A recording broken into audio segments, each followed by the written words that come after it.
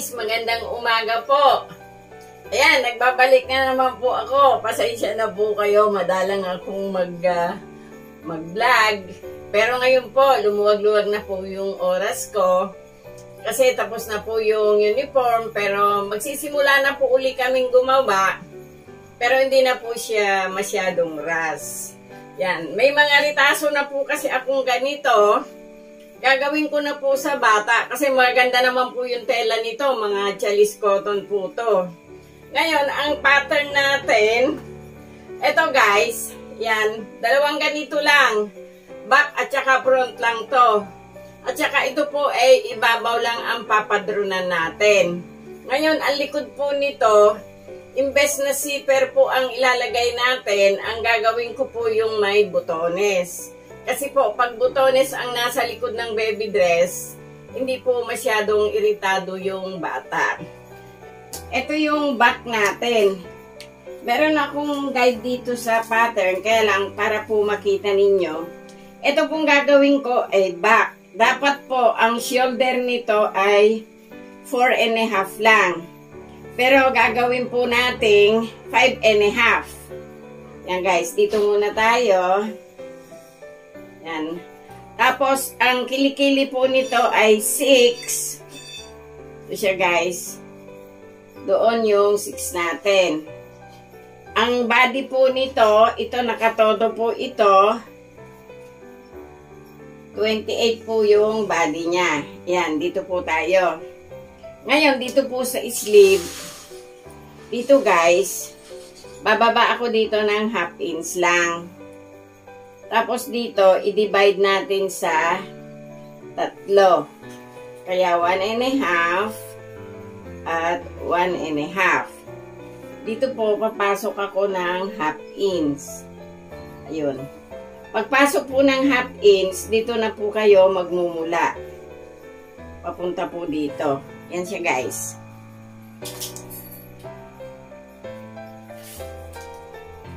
Tapos, ang neck po nito ay 2.5 inches. Yun. Tapos, ang back po, ang down ng ibaba ng sa butones nito ay 1.5. Yun guys. Yung 1.5, i-connect nyo po dito. Yan. Tapos ito guys, kasi bata ito, diretso lang po tayo dito. Gupinin na po muna natin ito.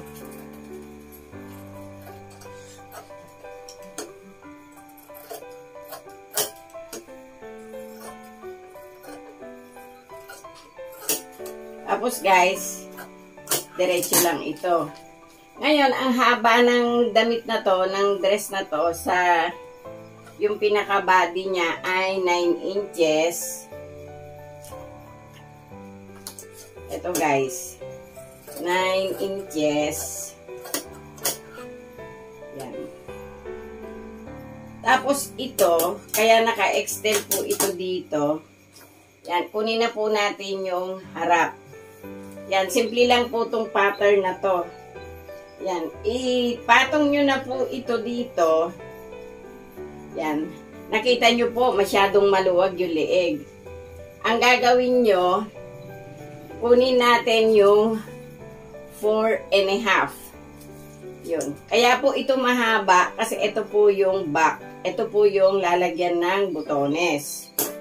Yan guys. Gupitin na po muna natin dito. Yan. Nakuha na po natin yon.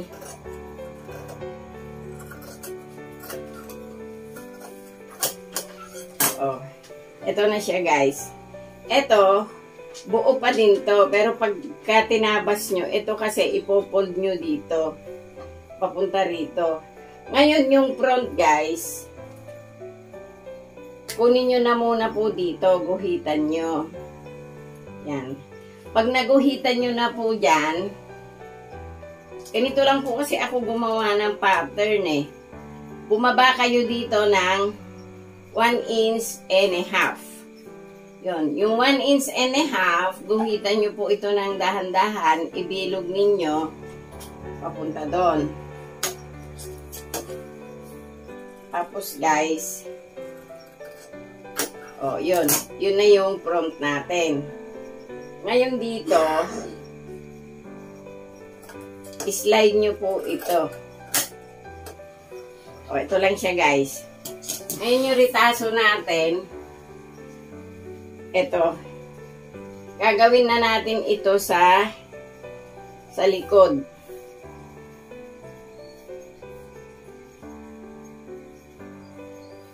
Sleeveless ito. Ito yung back natin.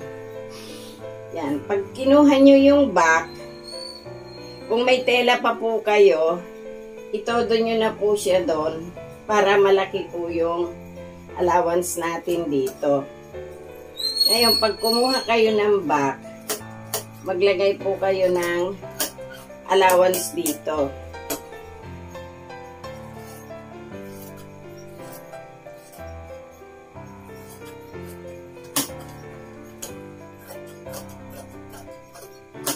O, yan guys. Nakuha na natin yung back.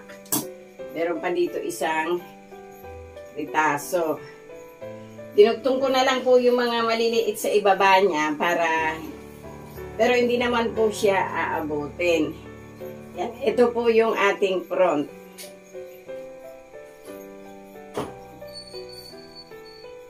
Pang 2 years old lang po itong padron na to. Ngayon dito sa body, isasagad nyo na po siya dito.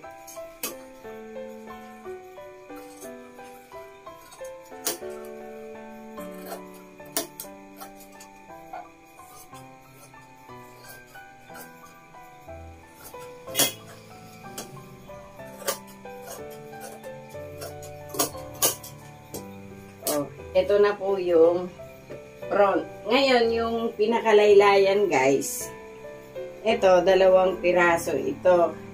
Ito, ilalagay ko sa front. Itong kabilang to, meron itong, may ano na siya sa likod guys. May biyak na siya. Parang, ito, may punit.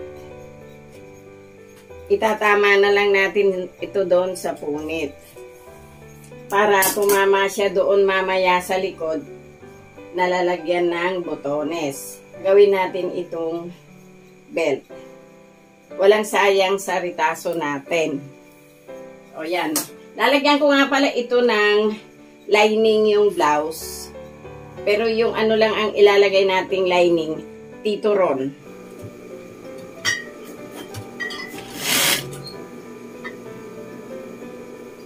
Pagka po malambot yung tinatahi nyo, ipailalim nyo, tapos yung pong lining ang nasa ibabaw.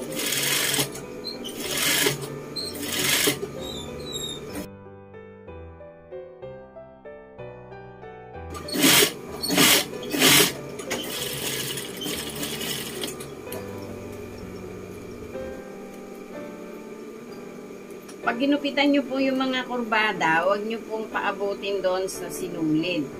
Kung nagupitan na po natin dito, tsaka dito, baliktarin nyo po siya. Yan, nabaliktad na po natin. Dito po sa tabing ito, yan. Lagyan nyo po siya ng 1/16. Sisiguraduhin nyo lang na hindi lalabas yung lining.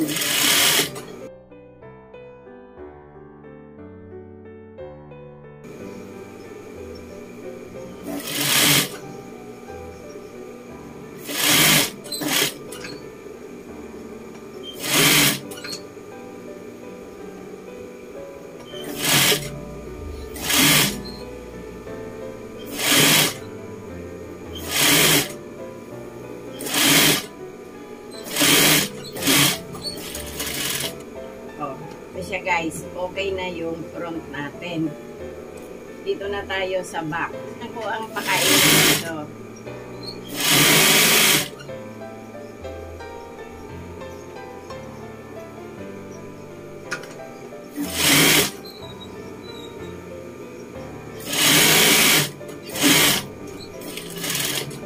Ito kasi yung lalagyan natin ng butones. Iwan nyo sa lining. Pwede naman din pong hindi, kaya lang, pag winawasin yung damit na ganito, magninis-nis. O, ito na siya guys Ito yung lining, ito yung body. Ito, yan guys idikit nyo siya doon. Kailangan hati yung allowance nyo.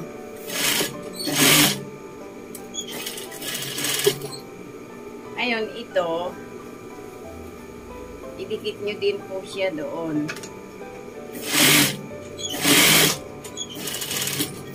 O, naidikit na po natin. Iklupin nyo ito ng konti, papunta doon. Kasi, ibabalik nyo yung lining. Yung lining,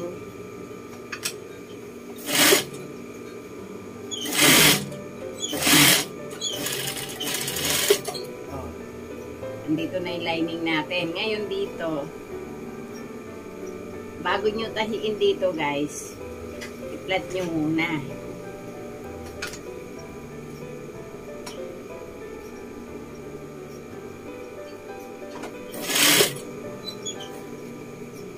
Ayun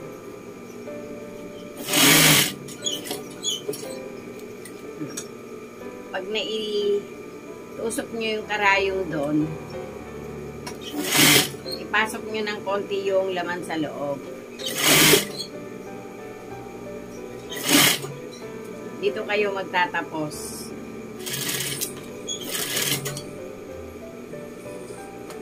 Ito guys, naikapit na natin yung lining sa may kilikili. Bawasan nyo ng konti. Bago natin gupitan. Gugupitan nyo din po ito kasi ito na po yung kabilang back. Balik na rin po natin. O, siya guys. Nakapalaman na yung ating front.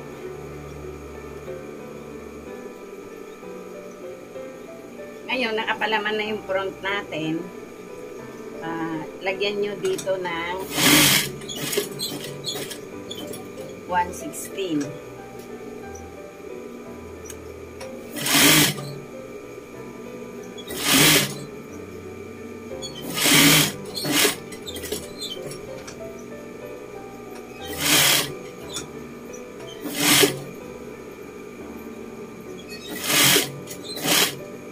Pagdating po dito, pwede nyo na pong hindi pasadahan. Dito na lang po kayo mag-lock. Ngayon, dito naman tayo sa kabila. Kanina guys, yung kabilang ito ang dinikit natin. Ngayon naman, itong kabila. Yan, idikit nyo uli siya doon. Yung iba po kasi nalilito pag ganitong back to back. Yan. Igitna nyo siya. Titingnan nyo po kung yung paglalagay ninyo naka-flat doon. Ayun, hindi po siya naka-flat. Kailangan i-flat nyo. Pagka po chalis, ganito talaga. Magtataka kayo, may pattern tayo. Tama yung padron. Pero pag nandito na sa makina, ganito po. Ngayon dito, gupitan nyo. At saka po dito, basta huwag nyo pong isasama yung tahe.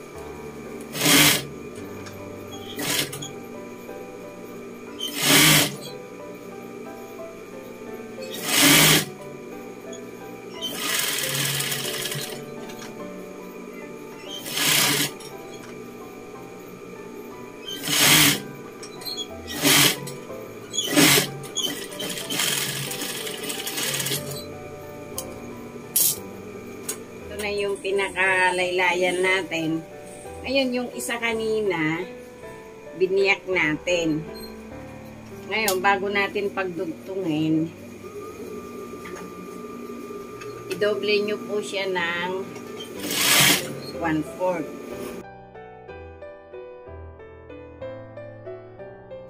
O, ito na guys. Yung nai-1/4 natin, pagdikitin nyo, pag pinagdikit nyo, eto guys, pag pinagdikit nyo doon sa pinahian natin, magtira kayo dito ng 5 inch. Ngayon, doon sa 5 inch,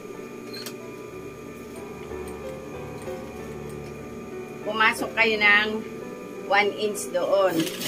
Tapos, mag-lock kayo. Diretso po kayo dito sa laylayan. Yun. Nadiretso na natin doon. I-shear muna po natin.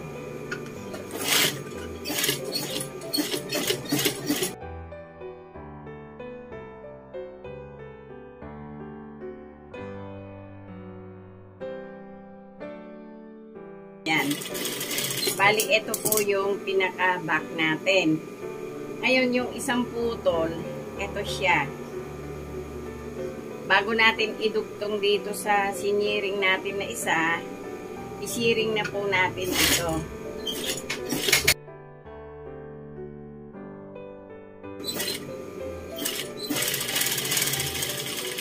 Oh, ito siya guys. Naisiring na natin.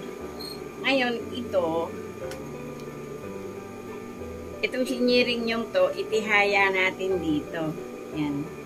Nakatihaya tayo dito. Tapos guys, dito, pagdikitin nyo ng ganyan, idoble nyo ng paganon.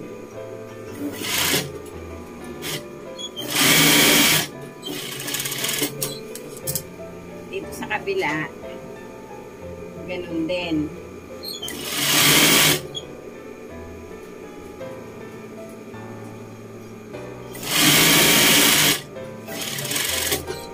Ayan guys, magritaso talaga, hindi maiwasan yung ganito, may sobra.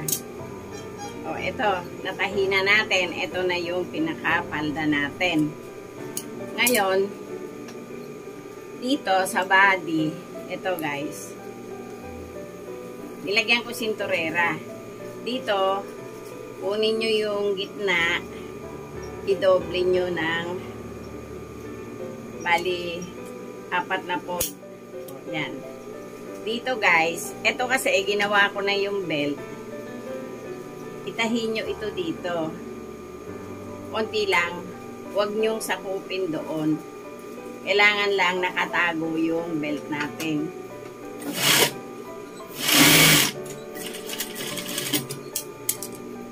Oh, yun siya guys. Oh. Tago. Pang batang slim ito. Ayun, itong kabila, ganun din. Ayun yung gupit natin. Umakyat kayo ng 1/2 inch. Idikit nyo ito. Ibalik nyo ito doon. Tahian nyo na kapraso lang. Para lang po nakatago yung inyong belt. Para kung pumunta man siya dito, walang problema. Kung pumunta naman siya doon, wala rin pong problema. O, dito na po tayo sa likod. Bago natin tahiin yung likod, bago nyo idugtong, tingnan nyo po muna kung pantay. O, yan, pantay naman po. O, yan guys, ah. Ayan, yung pinagdugtungan dito, ito, yung tinahian natin, magkasyahin nyo siya hanggang dito. Yun po yung hatian natin. Ngayon ito, habang tumatakbo kayo, medyo tutulak nyo po siya doon para kayo ay magkasya doon. So, tama lang siya guys, eksakto lang. Ngayon, ito naman, yung tinahi natin dito, ayan, o, yan guys, o. Konting-konti lang ang diferensya na hindi siya makarating doon sa tabi. Yun.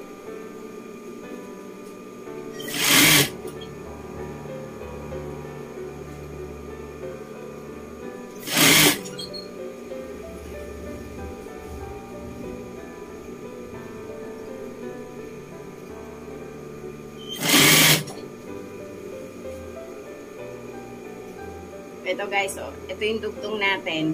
Ito yung gitna, ay yung tabi. Tulak nyo lang ng konti. sakto. Dito na tayo sa tapusan.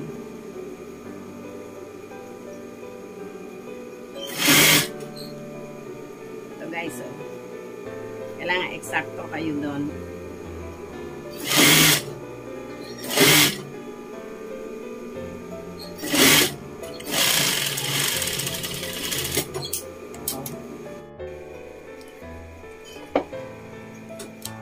Oh guys, ito na yung tabi natin. Ngayon dito, kung ano yung lapad nito, i-fold nyo ito pabalik. Ibalik nyo po siya dito. Tahian nyo siya ng 1 inch pabalik.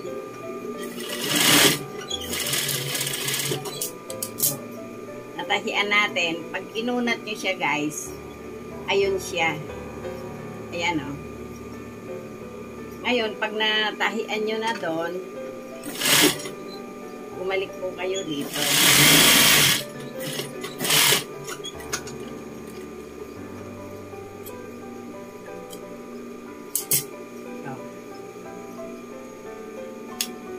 Bali dito yung puhalis. Ito lang po isa ang tatahian nyo, tapos ipatong nyo po siya dito. Tupian na po natin ng papunta doon.